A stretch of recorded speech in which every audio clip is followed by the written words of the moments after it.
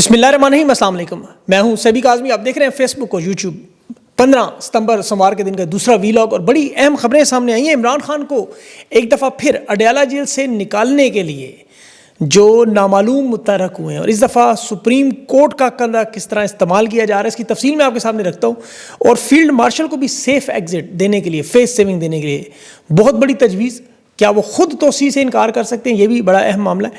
عرب league کا آج بڑا اجلاس، اور وہاں نیٹو کی طرز پر جو اسلامی فورس بنانے کے لیے سربراہی کا نام، یہ سارے معاملات کیا ہیں۔ اور خان کے بڑے فیصلے بھی، افغانستان کے دورے کے لیے علی امین گنڈاپور کی جگہ اہم رہنما کو سربراہ بنا کر بھیجنے کا معاملہ، عاصم لا نافذ کرنے کی بات بھی کی، اور 27 ستمبر پشاور سونامی کا معاملہ بھی، علیمہ خان کی آج اہم ملاقات بھی، اور اڈیالہ جیل کے باہر آج بڑی رونق تھی۔ گنڈاپور کو ملاقات سے روکا گیا، علیمہ خان گنڈاپور مشترکہ کانفرنس بھی ہوئی، اور خیبر پختونخوا میں آپریشن ہر صورت میں روکنے کا حکم۔ لندن پلان میں نواز شریف بھی ملک سے فرار، قطر سے شہباز شریف امریکہ، اور مریم نواز اور شہباز شریف کے بھی لندن کے دورے کی امید، اور پنجاب بار کونسل کے 1 نومبر کے جو میدان سجنے جا رہا ہے، اس کے بعد 27ویں ترمیم کا معاملہ، اور ایمان مزاری اور جسٹس ڈوگر کا بڑا اہم کل ملاقہ ہونا ہے۔ اسلام آباد ہائی کورٹ سے آج بڑا انٹرسٹنگ معاملہ بھی، عجیب و غریب واقعہ بھی، اور نون لیگ کے پسندیدہ صحافی کا یوٹیوب چینل بند کرنے کا حکم، وہ بھی سینٹ کی کمیٹی سے۔ آج اسرائیلی وزیراعظم کا ایک دفعہ پھر عالمی دنیا کو پاکستان میں ایبٹ آباد کی طرز پر حملوں کی دھمکیاں بھی، اسرائیلی سفیر کی اقوام متحدہ میں کھڑے ہو کر اقوام متحدہ کی توہین بھی، اور بھارتی کرکٹ ٹیم نے میچ جیتنے کے بعد پاکستانی کھلاڑیوں سے ہاتھ کیوں نہیں ملائے، محسن نقوی شکایت لے کے ICC پہنچ گئے۔ تمام معاملات پہ بات کرتے ہیں۔ سب سے پہلے خان کا اڈیالہ جیل میں جو ملٹری ٹرائل اس وقت چل رہا ہے، جو علیمہ خان نے جسے ملٹری ٹرائل ڈکلیئر کیا ہے، وہاں موجود صحافیوں پر دباؤ ڈالا جا رہا ہے کہ یہاں کی خبر باہر نہیں جانی چاہیے۔ سوائے علیمہ خان کے ملنے کے علاوہ وہاں کوئی خبر باہر نہیں آتی۔ عمران خان کو اس وقت جیل میں کوئی سہولت دستیاب نہیں ہے۔ علیمہ خان نے آج پریس کانفرنس کی، باقاعدہ ان کے بائیں طرف سلمان صفدر، دائیں طرف علی امین گنڈاپور بھی کھڑے تھے، اور علیمہ خان نے آج عمران خان کے حوالے سے جو بیان دیا، سب سے اہم معاملہ کہ خیبر پختونخوا میں جاری آپریشن کی وجہ سے عمران خان پریشان ہے۔ یہ یاد رکھے، پریشانی کی بات کی، اور یہ تحریک انصاف کی نہ صرف سیاست کے لیے بلکہ تحریک انصاف کے ممبران پارلیمنٹ، صوبائی پارلیمنٹ کی جان شدید خطرے میں اس آپریشن کی وجہ سے۔ آج علی امین گنڈاپور بھی اڈیالہ جیل کے سامنے جو گفتگو کر رہے تھے، اسے آپ سامنے رکھیں، سارا معاملہ سمجھ آ سکتا ہے کہ خیبر پختونخوا میں آپریشن کے متعلق علی امین گنڈاپور کے یہ کہنا ہے کہ اس کے حقائق اصل میں کچھ اور ہیں۔ عمران خان سے میری ملاقات ضروری ہے کیونکہ خان تک مکمل معلومات نہیں جا رہی۔ اب اسٹیبلشمنٹ خیبر پختونخوا میں آپریشن کا مکمل فیصلہ کر چکی ہے، بنو میں ہو بھی رہا ہے۔ علی امین گنڈاپور اس وقت ان کے ساتھ سیم پیج پہ ہیں۔ ان کا کہنا ہے کہ آپریشن ضروری ہے، فوجیوں کی مسلسل شہادت کے بعد اسٹیبلشمنٹ کا بڑا سخت دباؤ ہے کہ یہاں آپریشن ہر صورت میں ہونا ہے، عمران خان کو راضی کرو۔ عمران خان آپریشن کسی صورت میں ماننے پر تیار نہیں۔ اسٹیبلشمنٹ اور علی امین کا یہ کہنا ہے کہ ہمارے پاس اور کوئی حل نہیں۔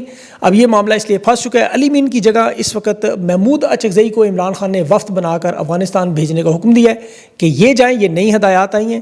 علی امین گنڈاپور افغانستان نہیں جا سکتے۔ آج وہ اپنی وضاحت دے رہے تھے کہ میں عمران خان سے سیلاب کی وجہ سے خیبر پختونخوا میں مصروف تھا، وہاں اس لیے ملنے نہیں آیا، 2-3 دفعہ اڈیالہ جیل آئے، ملنے نہیں دیا گیا۔ آج وہ کہہ رہے تھے دیکھیں اڈیالہ جیل کے راستے میں جو رکاوٹیں لگی ہوئی ہیں، پنجاب پولیس کی نفری کھڑی ہے، اب ہم کیسے اندر جائیں؟ علی امین گنڈاپور جو آج ان کا بیان تھا کہ ہم جہاں ان کی نفری کو توڑ کے آگے بڑھ سکتے ہیں، لیکن خان سے پھر بھی ملاقات ہوگی، کسی کوئی گارنٹی نہیں ہے۔ انہیں پتہ ہے خان سے ملاقات نہیں ہوگی کسی صورت میں بھی، جبکہ ملاقات کرنا چاہیں تو آپ کو پتہ ہے اڈیالہ کے دروازے جب چاہیں کھل جائیں۔ سوشل میڈیا کے بارے میں کہا جی بے لگام دھوڑا ہے، اور یہ اس وقت کسی کے کنٹرول میں نہیں ہے، یہ بات درست ہے۔ اور جو پیغامات خان کے آتے ہیں اس پہ علی امین صاحب کہہ رہے تھے کہ مجھے ان کی نیت پہ شک نہیں، لیکن اسٹیبلشمنٹ ہماری پارٹی تقسیم کر رہی ہے، اور یہ آرمی چیف کو کہہ رہے تھے کہ عمران خان بہت پاپولر لیڈر ہیں، آپ یہ کلیئر کریں کہ یہ جو کیسز جج نہیں لگا رہے، اس پر پریشر آپ کا ہے، عاصم منیر صاحب کا یا وفاق کا؟ مطلب یہ ججز کے اوپر پریشر کس کا، یہ سوال پوچھ رہے تھے۔ پورے پاکستان کو پتہ ہے عمران خان نے کہا یہ عاصم لا ہے، آج بھی کہا کہ عاصم منیر جنگل کے بادشاہ ہیں، اس ملک میں جو کچھ ہو رہا ہے وہ عاصم منیر صاحب کی وجہ سے ہو رہا ہے، یہ بارہا عمران خان نے کہا۔ لیکن علی امین گنڈاپور صاحب ابھی کنفیوز ہیں، انہیں یہ نہیں پتا کہ ججز کے اوپر پریشر کون ڈال رہا ہے۔ اب 27 ستمبر کے جلسے کے حوالے سے پشاور میں انہوں نے کہا جی پولیٹیکل کمیٹی نے فیصلہ کیا ہے 27 ستمبر کو جلسہ ہوگا۔ یہ عمران خان کا حکم تھا، پولیٹیکل کمیٹی نے تو ماننا ہی تھا، لیکن یہ جلسہ بہت بڑا ہوگا ہی نہیں۔ لیکن اب میں آپ کو بتاتا ہوں اصل واردات، ذرا غور سے سنیں۔ عمران خان کو اڈیالہ جیل سے نکالنے کے لیے اسٹیبلشمنٹ پھر کوشش کر رہی ہے، انہیں پتہ ہے کہ ملک نہیں چل رہا، یہ اس دفعہ سپریم کورٹ کا کندھا استعمال کرنا چاہ رہے ہیں، اور سپریم کورٹ میں عمران خان کو منتقل کرنے کی باقاعدہ درخواست دائر کی گئی ہے کہ عمران خان پاکستان کے قومی لیڈر ہیں، ان کی زندگی کو اڈیالہ جیل میں خطرات ہیں، ذرا غور کریں کہ انہیں فل فور اڈیالہ سے محفوظ مقام پر منتقل کیا جائے۔ یہ درخواست باقاعدہ طور پر بلتستان کے ایک شہری نے سپریم کورٹ میں کی۔ اچھا، یہ شہری وہی ہیں، وہ نامعلوم شہری جو آپ کو ماضی میں مختلف اوقات میں مقدمات درج کرواتے نظر آئے۔ یہ جو نامعلوم ہے، سب کو معلوم ہے کہ وہ جو ویڈیو دیکھتے ہوئے کبھی کسی حجام کی دکان پر انہیں عمران خان کے آپ کو پتہ بیانات نظر آ جاتے تھے۔ یہ 300 مقدمات عمران خان پہ اس طرح کے ہوتے رہے کہ کہیں جلسے میں نے سنا، کسی میں بیان سنا، کوئی ٹویٹ پڑھی۔ تو یہ صورتحال عمران خان کو جیل سے نکالنے کی جو عمران خان نے صاف صاف انکار کیا ہوا ہے کہ وہ بنی گالا، زمان پارک، اسلام آباد، خیبر پختونخوا، مری، کسی جگہ پر بھی ان کی ہر ڈیل کو کینسل کر چکے ہیں، بلکہ بیمار ثابت کر کے انہوں نے خان کو کوشش بھی کی پچھلے دنوں میں۔ عمران خان نے انکار کیا۔ اب یہ سپریم کورٹ کا کندھا استعمال کرنا چاہتے ہیں کہ عمران خان کی جان کو خطرہ ہے۔ وہاں ہو سکتا ہے کوئی یہ ابھی جیل میں کوئی واردات بھی کریں ادھر ادھر، دکھانے کے لیے کہ یہاں بڑا خطرات ہیں، اور اس درخواست کو سپریم کورٹ اگر حکم دے گی، جج حکم دیں گے کہ اس میں موقف انہوں نے کیا لیا کہ عمران خان 90% عوام کے ترجمان ہیں، ان کی جان کو خطرہ ہے، اور یہ کوئی چھوٹی موٹی واردات کر کے دکھا کہ عمران خان کو فالس فلیگ آپریشن سا بنا کے وہاں سے اڈیالہ جیل سے نکالیں۔ کیونکہ اس وقت معاملہ کیا ہے، انہیں یہ پتہ ہے کہ عمران خان جب تک اڈیالہ جیل میں موجود ہے، حکومت کے لیے دور دور تک کوئی راستہ نظر نہیں آ رہا سیاسی استحکام کا۔ یہ اس ڈیڈ لاک میں بری طرح پھنسے ہوئے ہیں، انہیں سمجھ نہیں آ رہی کہ تمام بزرگ مہر عقل مند انہیں مشورہ دے رہے ہیں کہ جب تک عمران خان کو اڈیالہ جیل سے نہیں نکالیں گے آگے معاملہ چل نہیں سکتا، سیاسی جمہور ٹوٹ نہیں سکتا۔ اور اسی سلسلے کی دیکھیں سب سے بڑی کڑی نواز شریف جو بھی لندن بھاگ گئے۔ میں نے آپ کو پچھلے ویلاگ میں بھی بتایا تھا کہ نواز شریف فرار ہو رہے ہیں، اس سے پہلے بھی آپ کو پتہ ہے لندن میں بیماری کے نام پر یہ اکثر بھاگتے رہے، اور پچھلے 1.5-2 مہینوں سے پلاننگ تھی، خاص طور پر مری میٹنگ کے بعد یہ فیصلہ ہو چکا تھا، اور یہ خبریں آپ سن رہے تھے گردش میں ہے کہ نواز شریف کسی بھی وقت علاج کے لیے جا سکتے ہیں۔ اب حقیقی معنوں میں دیکھیں آرمی چیف کی مدت ملازمت توسیع 5 سال تک دینے کے لیے تیار نہیں ہے۔ انہوں نے کبھی ایک وزیر چھوڑا، کبھی دوسرا وزیر چھوڑا، لیکن نوٹیفیکیشن نہیں چھوڑا۔ شہباز شریف قطر، سعودی عرب اور اس کے بعد امریکہ جائیں گے وہاں تیمارداری کے بہانے۔ اگر یہ لندن پہنچ گئی، آپ کو پتہ ہے مریم نواز لندن پہنچ گئی، تو پھر آپ سمجھ لیں سارا معاملہ طے ہو چکا ہے۔ اس کے بعد فیلڈ مارشل عاصم منیر صاحب کی تعیناتی ناممکن ہو جائے گی، کیونکہ پہلے بھی تعیناتی لندن میں اسی طرح ہوئی تھی جب یہ آرمی چیف بنے تھے۔ اب انہیں سیف ایگزٹ اور فیس سیونگ کے لیے ایک منصوبہ بنایا جا رہا ہے، اور اس سیف ایگزٹ کی اور فیس سیونگ کی آفر جسے شاید وہ ٹھکرا نہ سکیں اور وہ خود اس اقتدار کو چھوڑ جائیں۔ دیکھیں یہ ہو سکتا ہے بہت بڑی خبر آپ کے لیے بن جائے، اس لیے میں پہلے ہی آپ کو بتا دیتا ہوں اس کے واضح اثرات نظر آ رہے ہیں۔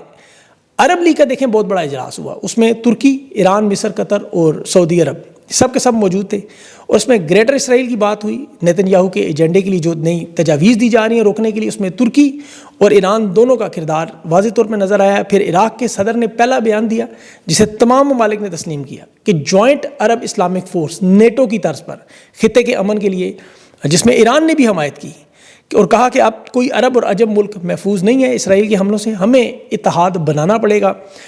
مصر کا ڈکٹیٹر جنرل عبد الفتاح السیسی بھی آپ کو پتہ ہے تسلیم کر رہا تھا کہ ہمیں مڈل ایسٹ کے تحفظ کے لیے کسی بھی مہم جو کو اب اجازت نہیں دینی۔ پھر قطر کا اپنا بیان بھی تھا کہ اسرائیل ایک طرف فلسطین کی مزاحمتی قیادت کو ختم کرنا چاہتا ہے، دوسری طرف ان سے مذاکرات کرنا چاہ رہا ہے۔ ترکی نے تو صاف صاف کہا کہ گریٹر اسرائیل کی نیتن یاہو پورے خطے میں عدم استحکام لا رہا ہے، اور ہمیں اس معاملے کو روکنا ہے۔ اس کو روکنے کے لیے ایک ہمیں پورا جوائنٹ اتحاد بنانا ہوگا۔ عرب دنیا میں اس وقت کیا بات چیت چل رہی ہے؟ میں نے ایک عرب صحافی اور ترکی کے ایک سابق چینل کے آنر ہیں اور بڑے اچھے صحافی بھی ہیں، میں نے ان سے بڑی تفصیل سے جو اس کو کور بھی کر رہے ہیں معاملے کو، ان سے پوچھا، اس کا لب لباب آپ کے سامنے رکھتا ہوں کہ یہ اسلامک فوج بنانے کا جو اعلان ہے، اس میں جنرل عاصم منیر کو بہت بڑا کردار دینے کی بات ہوگی۔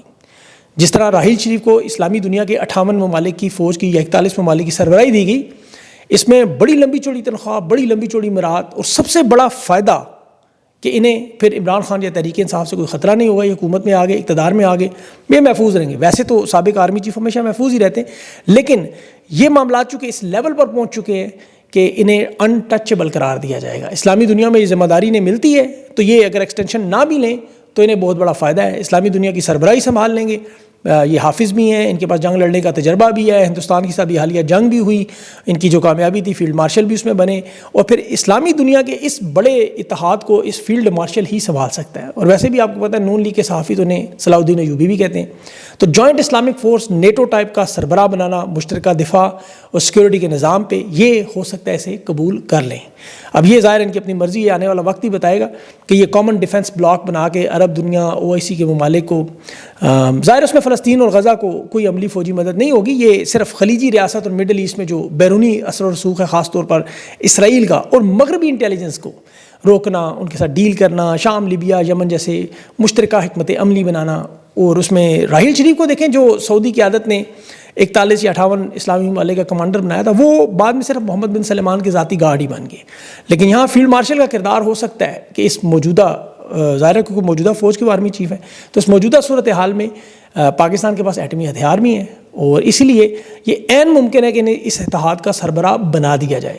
اور پھر ظاہر ہے ان کا دہشت گردی کے معاملے پر امریکہ کے ساتھ وائٹ ہاؤس میں لنچ بھی ہوا، وہاں بھی ان کے تعلقات ہیں. اس کے علاوہ آپ کو پتہ ہے امریکہ مغرب کے ساتھ، ایران اور روس کے ساتھ بھی ابھی حالیہ ملاقاتوں میں آپ کو چین کے ساتھ بھی تعلقات نظر آئے. تو اس کے اب اثرات کیا اندرونی سیاست پر آئیں گے؟ ان کے جانے کے بعد معاملات ٹھیک ہوں گے؟ فوج کے ریاستی ڈھانچے میں کوئی خارجہ پالیسی میں جو بڑا کردار ہے اس میں کوئی تبدیلی آئے گی؟ یہ اب سارا کچھ دیکھنا ہے. اور یہ اللہ کرے یہ مان لیں، ہم تو کہتے ہیں یہ پوسٹ لے لیں، بہت بڑی پوسٹ ہے. اس وقت تو اسرائیل دیکھیں دھمکیاں دے رہا ہے کہ جس طرح پاکستان نے ایبٹ آباد میں پناہ دی تھی ساما کو، اس طرح کے معاملات میں قطر نے بھی یہی کام کیا ہے اور ہمیں اس کا جواب دینا ہے. ظاہر ہے اب اس کے لیے پورے مڈل ایسٹ کو خطرہ ہے. یہ سارا معاملہ میرے خیال میں امریکی دورے کے بعد ہی واضح ہوگا. اس اپڈیٹنگ سٹوری کی انشاءاللہ آپ کو تفصیل بتاؤں گا. اب جو اگلی خبر جو جھوٹی ترقی کی، آج اسٹیٹ بینک نے بہت بڑی خبر کہ 16 مہینوں کی تباہی، قرضوں میں 14,000 ارب کا جو اضافہ اسٹیٹ بینک نے آج جاری کیا کہ وفاقی حکومت نے 12,000 ارب کا قرضہ لیا ہے، جس کی وجہ سے پاکستان کے مجموعی قرضے اور واجبات 95,000 ارب ہو چکے ہیں. یہ ملکی تاریخ کا سب سے خطرناک ترین ریکارڈ ہے. بزنس ریکارڈ کی خبر بھی ہے کہ پاکستان نے 18 سے 24 مہینوں میں جو کوئی سرمایہ کاری نہیں کی، کوئی منصوبہ نہیں آیا، کوئی مقامی سرمایہ کار، غیر ملکی سرمایہ کار ان منصوبوں میں نہیں آئے، سوائے معدنیات کے یا کچھ نئی توانائی کی گاڑیوں کے شعبے میں. یہ 2 نمبر منصوبے جن میں سرمایہ کاری کی بات تھی. جی ڈی پی کے حساب سے 14% گر گئی ہے پاکستان کی سرمایہ کاری، جو 1974 کی کم ترین سطح ہے. 2.5 ارب ڈالر سے 2.3 ارب ڈالر سرمایہ کاری پہنچ چکی ہے، یعنی کم ہو چکی ہے. جو سرمایہ کار یہاں منافع کماتے تھے وہ منافع پچھلے سال انہوں نے شامل کر دیا تھا اپنے منافع میں، اس میں سے اب صرف $300 ملین رہ گئے. کمپنیاں یہاں سرمایہ کاری نہ ہونے کے برابر ہیں، اپنے شیئرز بیچ رہی ہیں. لوگ سوال پوچھتے ہیں اسٹاک مارکیٹ کیسے بڑھ رہی ہے جب غیر ملکی سرمایہ کار آ ہی نہیں رہا. 100 ارب ڈالر کی مشرق وسطیٰ سے سرمایہ کاری کی باتیں ہوئیں، لیکن حقیقت میں عرب امارات نے ایک اسلام آباد ایئرپورٹ کا کنٹرول سنبھالا اور سمندری بندرگاہیں لی. اس دوران انہوں نے پاکستانی پاسپورٹ ہولڈر کو عرب امارات کے ویزے بند کر دیے. یعنی حالات بہتر ہوتے، تعلقات بہتر تھے. یہ رویہ کیوں تھا؟ سعودی عرب ریکوڈک منصوبے سے نکل گیا، 15% شیئر اپنے وہ واپس لے گئے. اب سوائے چند چھوٹے چھوٹے پیٹرول پمپوں کمپنیوں کی کوئی بڑی سرمایہ کاری نظر نہیں آئی. فوٹو سیشن بے تحاشا نظر آئے، چند ملین ڈالر کے چھوٹے چھوٹے معاہدے بھی نظر آئے. چین کے جو سرمایہ کار ہیں ان کا رویہ انتہائی مایوس کن. چینی اہلکاروں کی وہاں جو ملاقاتیں ہیں وہ سیکیورٹی اور چینی فوج مانگتے رہے. نئے منصوبوں میں ٹیکنالوجی میں کوئی پیش رفت نہیں ہوئی. مقامی سرمایہ کار اس وقت یہ حالات ہیں کہ یا پرتگال، بنگلہ دیش یا مصر تک شفٹ ہو رہے ہیں، عرب امارات میں اپنی کمپنیاں شفٹ کر رہے ہیں. موبائل انڈسٹری، مینوفیکچرنگ اور صنعت سب کے سب بری طرح تباہ ہو چکے ہیں. 33% صرف ان کی پیداوار رہ چکی ہے. بلوچستان اور کے پی کی معدنیات پر امریکہ اور چین کی صرف نظر ہے، وہ بھی جیو پولیٹیکل سچویشن کی وجہ سے. اور پاکستان پر جو قابض لوگ ہیں وہ پاکستان کے ساتھ سنسیئر نہیں ہیں. یہ دنیا کا اس وقت حالات یہ ہیں، وہ سمجھتے ہیں کہ اپنے ملک کے ساتھ سنسیئر نہیں ہیں، جو اس حالات میں اپنے لوگوں کو چھوڑ کر بیرونی دنیا کے دورے کر رہے ہیں. ترکی میں دیکھیں 2023 میں زلزلہ آیا تو طیب اردگان تمام دورے منسوخ کر کے واپس چلا گیا. وہاں 2019 میں البانیہ میں زلزلہ آپ کو یاد ہوگا، وزیر اعظم نے اپنے دورے منسوخ کیے. پہلے سے یہ مقرر شدہ دورے تھے، اس میں کوئی شک نہیں. لیکن ابھی نریندر مودی ہندوستان میں وہ طیارہ گرا تھا، اس نے اپنا دورہ ادھورا چھوڑا، واپس چلا گیا. لیکن یہاں قابض رجیم ہر آفت، ہر مشکل وقت میں پاکستان سے بھاگ جاتے ہیں. تو سرمایہ کار یہاں کیوں آئے گا؟ اور یہ صرف ابھی نہیں ہو رہا 2024 میں، 2010 میں آپ کو یاد ہوگا بدترین سیلاب تھا. اس وقت حکمران یہی تھے. 2010 کے سیلاب میں آصف زرداری بلاول کو لے کے فرانس اور برطانیہ نکل گیا تھا. جس طرح 2024 میں آج سیلاب میں آصف زرداری ایک دفعہ پھر دونوں بیٹیوں کو لے کے ایک بیٹا اور ایک بیٹی کو لے کے چین چلا گیا. پنجاب 12 کروڑ کا صوبہ ہے، سیلاب کے انتظامات کرنے تھے، لیکن ناجائز حکومت کی انچارج مریم نواز بچائے سیلاب کے انتظامات کے وہ تھائی لینڈ سرزریوں پہ چلی گئیں، وہ پھر جاپان گھومنے پھرنے چلے گئیں. اور اس کے علاوہ دیکھیں یہ شہباز شریف کو دیکھ لیں آپ کے سامنے، کبھی قطر، کبھی سعودی عرب، ابھی پھر سعودی عرب اور پھر اب امریکہ جا رہا ہے. فیلڈ مارشل عاصم منیر صاحب بھی چین میں تھے، کبھی وہ سعودی عرب میں تھے، اور اب یہ بھی امریکہ چلے جائیں گے. نواز شریف صاحب دیکھ لیں، وہ اپنے علاج کے بہانے برطانیہ بھاگ رہے ہیں. بھائی یہ وہ لوگ تھے انہوں نے ملک کو سنبھالنا تھا، لیکن ملک سنبھالنے والا اڈیالہ جیل میں، جس کی ایک ٹیلی تھون کال پر کروڑوں ڈالر اکٹھے ہو سکتے ہیں، اصل امداد مل سکتی ہے، لیکن اسے کرنے نہیں دیتے. ان حالات میں دیکھیں عدلیہ کے بھی معاملات میں ایمان مزاری نے جسٹس سرفراز ڈوگر کے خلاف ہراسمنٹ کا کیس داخل کیا، اور ساتھ ہی ایمان مزاری ان کے خامند پر ہادی علی چٹھا پر نیشنل سائبر کرائم نے ٹویٹس کرنے پر مقدمہ 17 ستمبر کو عدالت میں طلبی کا نوٹس کہ یہ ریاست کے خلاف ٹویٹس کرتی ہیں، اور کل اب ایمان مزاری اور سرفراز ڈوگر کے درمیان میچ پڑنا ہے مہرنگ بلوچ کے کیس میں، ان کا نام ECR سے نکلوانے کا کیس ہے۔ اچھا بڑا عجیب و غریب کام ہے، جسٹس سمن رفعت صاحبہ 17 جولائی کو ہراسمنٹ کمیٹی کی انچارج بنی تھی۔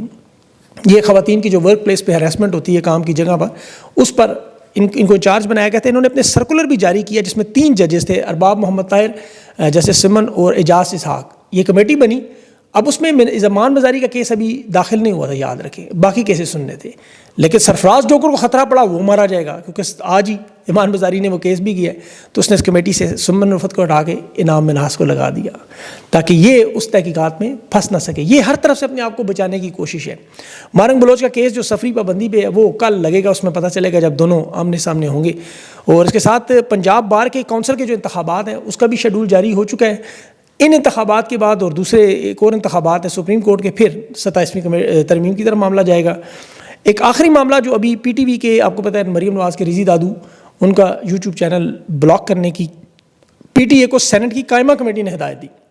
انہوں نے سندھ کے لوگوں کا جو مذاق اڑایا تھا پچھلے دنوں میں، اور اس پر ظاہر ہے سندھ آصف زرداری کا، ان کو بڑی تکلیف ہوئی، یہ تو سوال ہی نہیں پیدا ہوتا وہ چھوڑیں، تو حرکت ان کی بہت گھٹیا تھی، اس میں کوئی شک نہیں، لیکن چینل بلاک نہیں ہونا چاہیے۔ میں ایک صحافی کے طور پر اس کی مذمت کرتا ہوں، آزادی اظہار رائے ان کا حق ہے، ان کی انتہائی غلط حرکت تھی، اس پہ انہیں معافی مانگنی چاہیے، اور باقی یہ ظاہر جن لوگوں کے ساتھ کیا ہے وہ اس معاف کریں نہ کریں ان کی مرضی، لیکن چینل بلاک کرنا آزادی اظہار رائے کی صحافت کی رکاوٹ ہے۔ جس طرح ہم سب لوگ دیکھیں سب کے بولنے کی بات کرتے ہیں، ہمارے اپنے چینل بلاکس ہیں، ہم کبھی بھی اس کی حمایت نہیں کر سکتے، چاہے وہ جتنا بڑی کوئی غلط باتیں کریں، انہیں بولنے کا حق ضرور دینا چاہیے، اور اس پہ میں مذمت کروں گا، یہ آن ریکارڈ رکھنا چاہیے تاکہ کل یہ یاد رکھیں کہ ہم لوگوں نے ان کی پھر بھی حمایت کی کہ ان کی چینل بلاک نہ ہو۔ ہمارے لیے بے شک جو مرضی کریں، ہم جانیں اور وہ جانیں۔ بہرحال اس کے علاوہ کچھ اور بھی خبریں ہیں، لیکن ویڈیو لمبی ہو رہی ہے، انشاءاللہ اگلے ویلاگ تک کے لیے مجھے اجازت دیں، اپنا خیال رکھیں، اللہ حافظ۔